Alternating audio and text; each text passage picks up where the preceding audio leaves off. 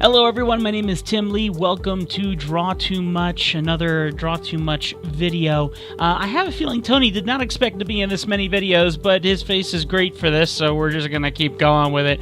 A little jump away from nose guides, which we've been doing for the past couple of videos, and I want to jump back to eyes a little bit. At a certain point in time, we're just going to start jumping around all over the place again, but I am trying to keep some kind of uniformity here. I forgot to start the timer. 5 minutes is now on the clock, starting now, and we can get started here. So what I want to talk to you about today is a little bit more on eyes. I want to zoom in here to Tony's eyes here. Let's see if I can get my zoom to work. Come on, there we go. Using a Wacom Cintiq, an older model, but still a good one.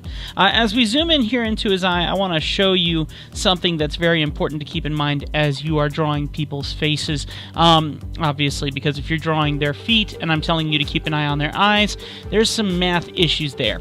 So let me go ahead and grab a pencil here, and I want to show you something as we begin getting into this. Looking at the idea of negative space. Negative space is very, very important to drawing eyes. Where specifically? Good question. As we take a look at this eye here and I begin drawing over top. By the way, I've been doing these tutorials teaching you guys caricature technique, drawing over top these people's photos. Don't do that. I mean, yes, use it to learn, but this is simply a caricaturing technique to teach you guys. Don't trace. Don't trace. Learn to draw without tracing. I made my point clear? Okay, good. So what I'm doing here is I'm quickly just drawing out his eye and some weird thing going on here. Come on, colors change back to black. Would be nice. Okay. So as I draw this out here, what I want to look at today is the idea of that negative space, and that's all right here. The pupil is right here, the iris, and I'm drawing on the wrong layer. That's what's going on here. And the areas that you need to keep an eye on negative space are right here and right here. You need to keep an eye on where the eyelashes fall, how far down into the eye they come, and how much of a gap of white is left in this area. And then on top of that, something I find very helpful is the negative space here from the eyelashes to the bottom of the eyebrow. I find that really helps me find extra likeness there. Of course, the eyelid as well, but when I'm looking for the distance, usually the eyelid, I feel that naturally. Certainly negative space in that could be helpful for you as well. But finding that distance between the eyelashes and the eyebrow is very beneficial to me on both sides, actually.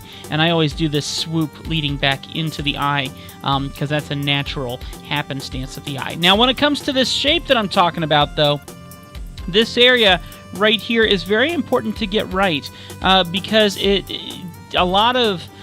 most of your likeness is in the eyes. If you can get the eyes right, you're going to make a very happy client.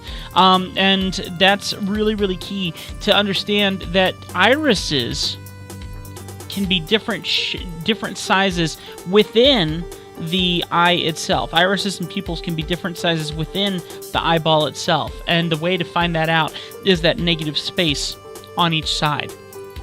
That would be a burp. I'm apologizing for that. So there you go. That is the next guide that I want you to keep in mind as you're looking at eyes. Keep in mind this negative space here. And let that be your guide to tell you how big your iris and your pupil are going to sit inside that socket. Okay, that's a really, really key thing. It's really, really going to help you push those caricatures a lot better and find areas to exaggerate even more. And you notice this a lot in babies and things like that, that the iris and pupil are huge inside the eye with a lot of not so much negative space. For my eyes, and of course, the wider you open your eyes, the more you get that negative space expanded. And it really helps you find whether they're happy, sad, whatever the case may be. Thank you so much for watching this 5-minute quick guide as we've been doing these. If you did enjoy it, hit the like button. That would mean a lot to me. Leave a comment down below. We're going to start actually reading comments. Am I hearing my phone going off yet? I have the timer set, and I don't even know if it went off yet. 44 seconds. I'm doing good. Once again, I'm going to start reading comments for these videos in future videos. We record several in the same day, so please don't be afraid. Leave comments and then wait for a couple videos to come out for us to actually begin reading those comments. But would love your comments and thoughts. Keep them clean, and I look forward to reading them here on our videos in the near future. I do have a Patreon account. Would love your support on Patreon. Check that out. Link is in the description below. You can see our videos 3 days early. We are trying our best to release videos every Tuesday and Friday in the year 2019. Trying our best. Can't make any guarantees, but I'm certainly hoping for the best. 5 seconds left. And then finally, guys, all the social medias and stuff is also in the description below. Take a look at our Facebook, our Instagram, and all that sort of jazz. Have another channel if you want to see some other stuff. I do some pretty funny and fun reviews of technology on my other channel, Legacy Studio. That's going to do it, guys. Thank you so much for watching. We'll see you next time in another Draw Too Much art lesson. Take care.